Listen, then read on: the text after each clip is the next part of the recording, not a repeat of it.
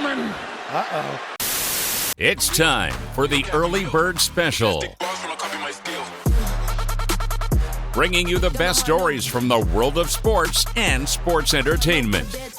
Now, here are your hosts, Sparky and Burdick. Welcome back to the Early Bird Special, Hour 2.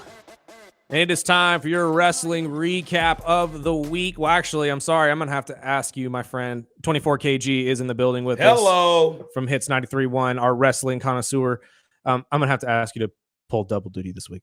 Let's do it. I'm sorry. What you need? I'm sorry. Well, I need you on Friday because not only will we need a SmackDown preview, because as we were just talking about off air, SmackDown on Friday before WrestleMania has silently become the pre-show to WrestleMania.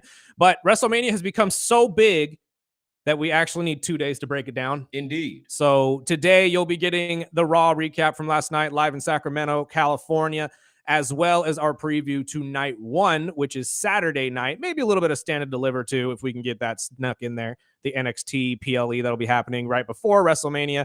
And then on Friday, you'll hear a preview of what you'll see on SmackDown that night, live from Las Vegas, as well as our thoughts on what will happen in night 2 of WrestleMania this weekend on Sunday. So, my friend, let's start with what we saw last night on Monday Night Raw. Sparky, did you get to actually...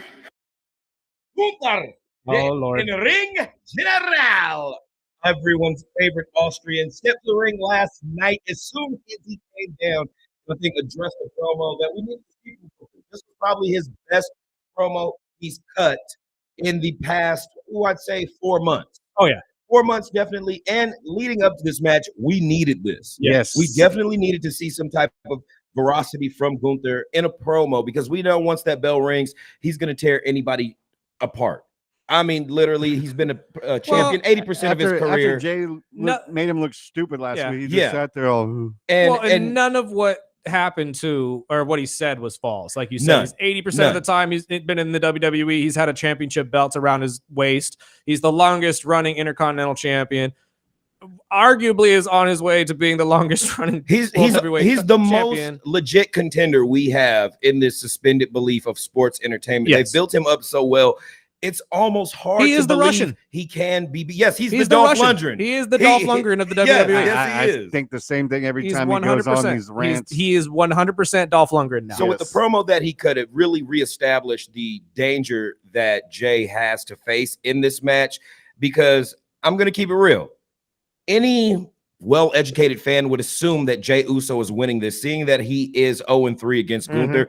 But I would place a wager on this match to our audience that if Jey Uso loses, I'll do the after WrestleMania completely with a luchador. Do it. Well, you're going to do that eventually anyway. It was going to happen eventually, but I think we should just entice the fans before that, because I'm really hoping that Team Yeet pulls it out, but I won't be surprised if they do. Here's my thoughts, though, because we also got a promo from Jey Uso on the opposite side of this, which was necessary. Absolutely necessary, because now you see the more angry driven Samoan that you're going to get at WrestleMania. However, since we're already making the comparisons to that flashback to main event Uso, I'm going to get you, cuz his exact words. I loved it. Uso penitentiary. Yeah, we were getting flashbacks to the Uso penitentiary. But here's my thing. I made the comparison to Dolph Lundgren because this is, and I know I made this comparison last week when it came to Cody Rhodes and John Cena being Star Wars. This is Rocky. Basically. This is Rocky. And what happened in Rocky, my friend, the first couple movies? Well, the first one, he loses. He lost. He loses to Apollo. Yes. Then the second one, he teams up with Apollo. Well, not necessarily, because remember, there's a second fight with Apollo. Yes. And then you have the Triple H movie. I'm sorry, not Triple H movie. The Mr. T movie. Yes, I apologize. Yeah, it's all right. With WrestleMania, it all comes together. And then you had the Dolph Lundgren movie. Yes. What did happen in the Dolph Lundgren movie? Well, you seen what happened with Apollo Creed. He unfortunately didn't make it to the final act. And guess who Apollo is? He didn't make it to the second act. No, hear me out on this, because guess who Apollo is? His brother. Jimmy. Of course. The first match was WrestleMania. You got to give him a reason in storytelling like this for the baby face to have a reason to get dirty. Yes, last year's WrestleMania, Jay took on his brother, won, moved on. The next time he took on his brother, won again. Now we will see him take on essentially the WWE's Dolph Lundgren. where most likely he will win after losing 3 separate times to him in the past. So I think that this is just a build up to what we will see as Rocky. But my question and problem I think with it's this, a very accurate analogy, by the way. thank you. The only problem I have with this, though, is you are ruining the emotional connection because it's not the main event at the end.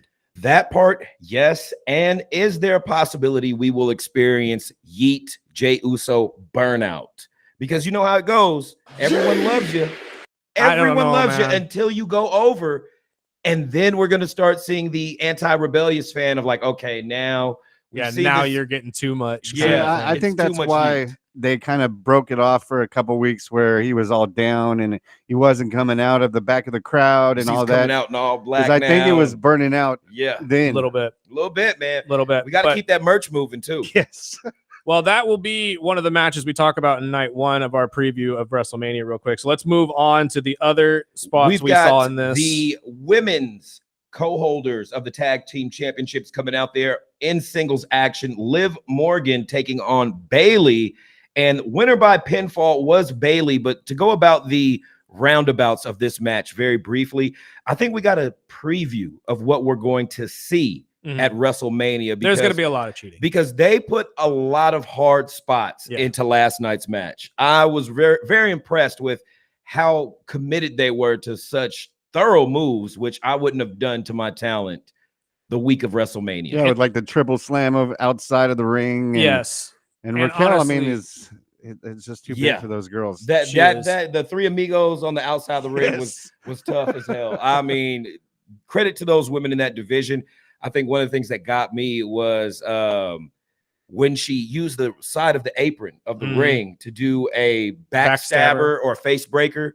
And you could just see the impact on Liv Morgan's spine as she took that. Liv does a very good pain face. Honestly, I would say she does a very good, like, you know what it reminds me of? With the Slammies coming up, I would have to say she's one of the top like 3 nominees for best sell of the year. She does a very good pain face because I think she's made for horror movies, to be honest with you. Yeah. But she just does that face. For any of you who are listening to us that don't know what we're talking about, have you ever whooped your kid and you hit that spot that they just can't reach and they have that look on their face of like that's the face that Liv puts up every single time? As a child, just sharing some of my trauma, there was a time where you would get whooped so hard to where your vocals would leave you. Exactly. They would dissipate from your body. The face that you're seeing every single time. Yes, it does. And she does a fantastic job. That's what my dad would say. Move your hand. Exactly. Move your hand. Move your hand. It hurts.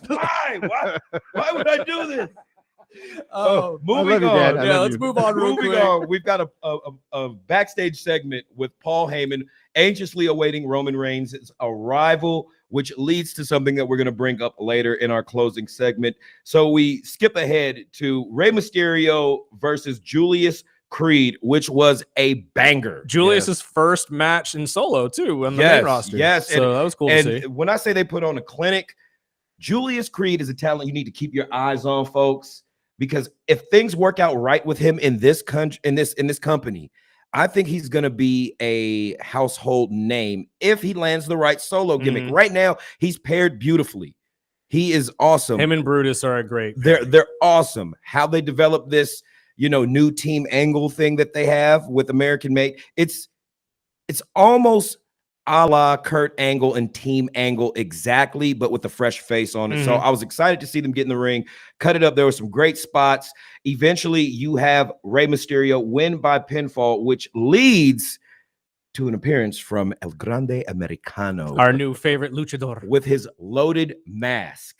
Now, okay, how do you guys feel about this? Like, honestly, well, I saw they moved it. I've been waiting to see you guys all day for this. It is dumb. I saw he moved it up to the forehead. He does, yeah. He moves it up to the forehead this time. The first time he did it with the nose. First off, I think this is the first time we've seen a flying headbutt since Chris Benoit, right? I understand why the disclosers at the very bottom of the show happen. Yes. Don't try this at home. Do not try this at home, please. Do not try these things. And there is no, I promise you right now, there is no other wrestler they would allow him to do this to other than Rey, because Rey's the only one that knows how to take this safely. Come on. But I do just, it's a wild concept. The fact that this is a WrestleMania match is criminal to me, but I think this is the match that got snuck in there when Randy and Kevin ended up being canceled. Which we still might see a Randy Orton match at WrestleMania. I don't know, dude. We're not planned. too sure yet. It's not planned yet, and it's not on any of the roster rundown. So I don't think I think we'll see Randy at Mania. I know last week they had mentioned day 1 and day 2, and at that time they had the question mark next to Orton, Right? And it's been removed since. So I don't know. Maybe we'll see something at SmackDown. I hope. Maybe he's part of the pre-show on Friday. But God, I don't know. This match just seems kind of rushed to me. And I feel like this. I'm sorry, not this match. The match between Julius and Ray was fantastic, but the El Grande Americano versus Ray match that we're going to see on Saturday just seems rushed to me. I think that there could have been so much more to this. I think that's going to be a sleeper. Yeah. I do have a prediction. It's going to be one of the sleepers that I think people, it's going to be a good match, but I think it's going to surprise everybody. Go ahead. I do have a prediction, though. What I think an appearance is going to happen during that match on Saturday. I think we're going to get a lot of secret or special appearances throughout WrestleMania. This match. It's too important for it not to be loaded with surprises or turns or developments for future storylines that are going to play out after WrestleMania, which, that Raw is notably quite famous for being a big point of change in the season of WWE. Moving on, we've got AJ Styles versus Karrion Kross, and I'm glad to see my man Kross's original entrance return. Although they didn't put it on. Hey, either way, it's back. Ad placement bugs me when I watch this show because some of the best stuff gets cut out. To the U.S. audience. Yes, Karrion Kross has one of the coolest entrances in all of wrestling with his wife. Hands down. It is just a really cool ambiance and just the camera angle of it all. Very dark, and I just love it. Now, really quick, let's recap real quick from where Karrion Kross started, what he's been through and where he's at now. How it started, how he got brought up, how he got dropped, got released, came back into where he's at. It's a very pivotal part that I see. You made a point a few weeks ago on a show that we did about how Karrion Kross embodies and reflects his opponent's visual style. Yeah. And the things that they need. That is not my thought process either. That was found out by a YouTuber, and I thank him for pointing that out because I didn't notice that until he said that. I don't think anybody noticed it until a few weeks ago because now Michael Cole's mentioning on commentary. So to breeze through the match, we seen an absolute banger from Styles and Kross last night, including a fake injury, which I mean, when was the last time we seen that? That type of showmanship goes to tell you right there that they have plans for Karrion Kross, and they are big, hopefully rewarding. Now, we have AJ Styles win by pinfall, which leads to an appearance from the most hated man on the internet, well, one of Logan Paul. They have a brief video package. Yes, the man is a natural. Yes, he is a natural. We have a brief video package which displays his glorious ego in all of its light, and a brief scuffle which led to Logan Paul dropping a devastating pulverizer. That is a badass move, man. That is a beautiful finish. Now you have to explain it to people though, because we've never seen the pulverizer. The pulverizer looks almost like a suplex inverted into a draping DDT. This is in midair. So if you're familiar with the suplex, reverse it and then bring someone down with the DDT. It's something that if you tried in real life, it would have you serving. It was like I was standing next to you with my shoulder over you and being like, "Hey, what's up, brother?" Yeah. And he flips it around and DDTs. This is something your older brother would do to you as a child. Yep. Yes. This is legitimately. This is something that the bully would come up to you and put his hand on his shoulder, and then you knew you were absolutely going to get hurt for some reason. He's like, "Hey, I want to try something," and you just get thrown over his shoulder. It's the epitome of my like brother Johnny Kirk's Knockass. Exactly. Johnny Knoxville and Jackass. There you go. One of those shows right there. My brother Kirk is sitting and laughing right now. I know it because I've been the pedigreed in the hallway. I've been suplexed. I still can't believe you've been knocked out by a pedigree. Yes, that is no joke. Your brother's knees must have been hurt. Why do they think they tell you don't try this at home? You know, nobody wants to end up like Steve-O. Well, 80s kids didn't read those disclaimers. Sure absolutely didn't. not. We still drank out of the hose. Now we've got an appearance from main event Jey Uso. As we were talking about, he needed to drop this segment. I think it was more so fan service to get the yeets. If Jey Uso wins at WrestleMania, they're gonna be able to yeet their hearts out. So I felt like this segment was really unnecessary, which led to a segment with our man Braun Breaker, who was attacked by the Judgment Day, which led to a match with Penta and Finn Balor. We have Finn Balor winning by disqualification. Braun Breaker returns, clashes with the Judgment Day and Penta. And then we have Finn's on a win streak too, and make an escape. Now, Finn's finally on a win streak. If Finn wins, great. But this is the time I think we really see Dominic Mysterio. Dom needs it. I think Dominic Mysterio wins. I think Dom or Penta end up winning because Penta has become, I don't know, the Intercontinental belt to me now is less of the work champions belt and more of the next star's belt. Yeah. And I think that's it used to be both. That's why I feel like it's could be either Penta or Dom because both of them have kind of elevated themselves. I was thinking the same thing until KG mentioned how big Raw is. So maybe he pulls it the next night.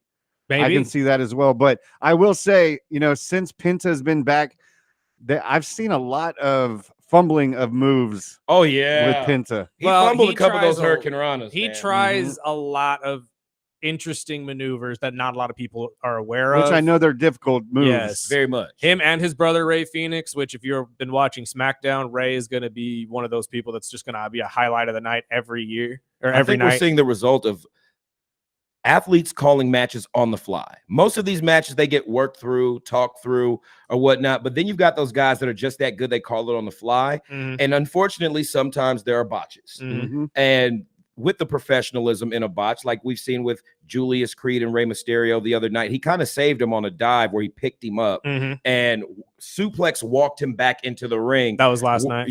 He went a little low, and we've seen this before with Logan Paul and Rey Mysterio. Things happen, and I mean, thank God they're working with great talent because those saves end up becoming highlights that we talk about on these shows. I see it a lot with smaller wrestlers like Io. She's a G. That's the danger of the high flyer, though. Yeah, exactly. And I've also seen a lot with Bayley. I don't know if that's just coming with age because she's been wrestling for so long. No, and she looks a couple of replacements. Bayley also has the background in luchadors or lucha as well. So I feel like that's probably more of what it is. She's trying to mimic a lot of what she sees from a lot of these other people. Well, those knee injuries, because Zelina Vega does the same when thing. She's running it. She looks like she's had some knee injuries. Honestly, that's why I say people like Zelina Vega and stuff like that, you got to stop doing the 619. Please. All right. As we move on, we've got another backstage segment with Paul Heyman awaiting Roman Reigns' arrival. And right before he does, CM Punk is out there consoling his best friend and longtime manager. In the moment that they are sharing, Roman Reigns arrives, sees what's happening. It's set up. This is pure. This is becoming a high school. This is pure soap opera. Triangle. Yeah, this is great. This is great. My guy. He's my friend. He can't be your friend at the same time. And I'll repeat what Burdick said off the air before the show started. He's kind of agrees with me with the same thing as this is getting just silly. Dude. Like I know these are the three biggest stars in your company who each deserve a WrestleMania slot, but to cram them all into one match, and even the crowd seems like lost because they're chanting on all three of them. You can't like everyone in this match. No heel. Somebody is going to end up the sour in this match. It's got to be Seth. It's going to be Seth. I hope Seth wins. I think what we're about to see is a whole new reinvention of Seth Rollins, and it's put Paul Heyman in a bad spot character-wise. So I think Punk and Roman are going to be let down with Seth Rollins winning this because within the segment, he talks about how he's wrestling for the soul of the company. These guys can't be the one. When is Seth going to get his? He does a lot of complaining, but he also backs it up in the ring, and he's been not just the inaugural world champion in this new run with that title. They've gone to him in so many instances where the company needed a guy. See, whether it's a bad guy, good guy. But the last two Mondays, and even I believe SmackDown, how they've ended it with Seth on top, that's just clear indication that he's not winning at Mania. Exactly. But he's cooked on the mic. But he's looked great on the mic the last few weeks, more so than what we've seen in recent memory from Seth Rollins. Here's why I think that the internet might be onto something, though, with this double turn thing that you mentioned last week. I don't know if we get a pair up of Paul and Seth per se. That's diabolical. But what says that Paul Heyman doesn't go to The Rock and sell his soul to save CM Punk and Roman? What if Paul just can't handle it anymore and says, I don't want either of you getting hurt. So I'm going to go to the one guy that I know can save you, which is The Rock. He sends in John to knock out Seth, and then we get this whole thing rolling where Seth now creates a faction to quote unquote save pro wrestling, as he's been saying for the last couple months. I smell what you're cooking, and I like it. I don't know who joins him on this venture, whether it be Drew McIntyre, Kevin Owens, I don't know, but I think that there's a new faction brewing, maybe a Shield 2.0, that maybe him and Cody get together after Cody loses his belt and they try to essentially end the final boss. Now, before we get to this final segment that we're already in, I just want to go ahead and address one of these rumors that they're saying Kevin Owens' injury is not legit, and we could still possibly see him at WrestleMania. I think I think we're holding out hope as fans that we would like for that to happen. It's just because KO is so good. But the interviews that we don't want to see anybody really get hurt. Same day, he had an interview with Chris Van Vliet. He had an interview with a whole bunch of different people that all came out on YouTube same day. All of them mentioned the situations that he's been going through in the matches. I think it's legit. I think he's actually. Those last three matches, a shoot though? It might be. This might be the best shoot ever. If anybody was going to do it, it'd be KO. It would be, because he's a vile human being when it comes to his character. I saw the pictures with him in the hospital. At his core. Yeah. The character himself is a fan at his core, no matter what you look at. But you're right. Let's get into this. Our night one predictions. Roman addresses Paul Heyman real quick, which leads to Seth Rollins coming out, which leads to a brawl, which leads to everyone getting stomped with. Like you said, Spark, it's a very clear indication that Seth Rollins might not be walking away from WrestleMania with the dub. Go ahead, Chris. But we got night one predictions real quick, starting with Jade Cargill and Naomi. Going with Naomi. You're going with Naomi on this one. See, I have to agree with you because I don't think Bianca Belair is actually out of this at all. And what better time to pin Jade for the first time than WrestleMania? I think it's Jade all the way. I think Jade just whoops her.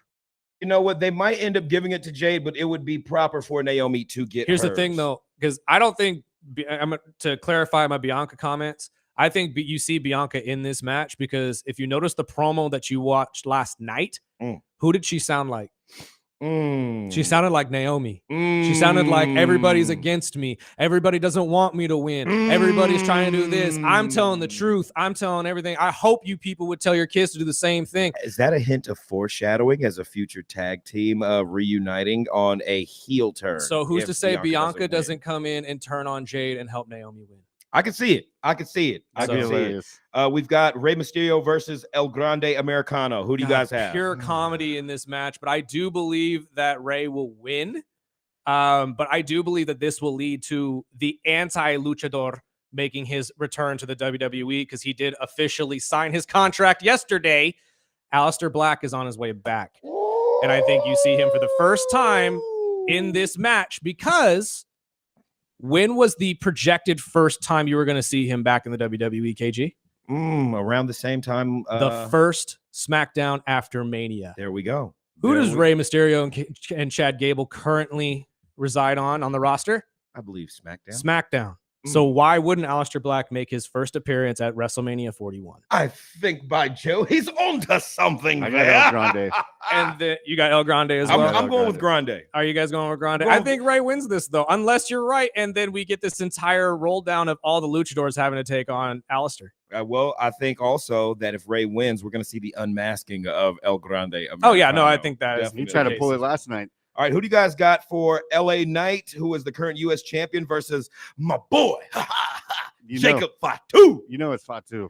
Fatu's too big, dude. Fatu has reached the height that LA Knight had last year, and I think it's time for that belt to move on and for LA Knight to finally go after the main belt. I agree. The War Raiders against the New Day. New Day. I would definitely say it would be the right time to put it on New Day. Win. I think you're right. I think the lack of push for the War Raiders since they've had these belts is telling by the WWE. I'm disappointed in the New tag team Day division, pushes. honestly. I am too. I'm very disappointed. They spent weeks and months rebuilding, repackaging, re-emphasizing the importance on the tag team division just for this to be our only Mania match, which, and it like wasn't you said even earlier, the Raw side of the tag team division. It's always been the SmackDown side, and they're left out of it cut and dry. Yeah, which they're is crammed ridiculous. onto the Friday show, which technically almost works as a pre-show for WrestleMania weekend. Which we saw last year as well. I believe DIY had to defend their titles Exactly. at the SmackDown before Mania as well. And it wasn't advertised. It is.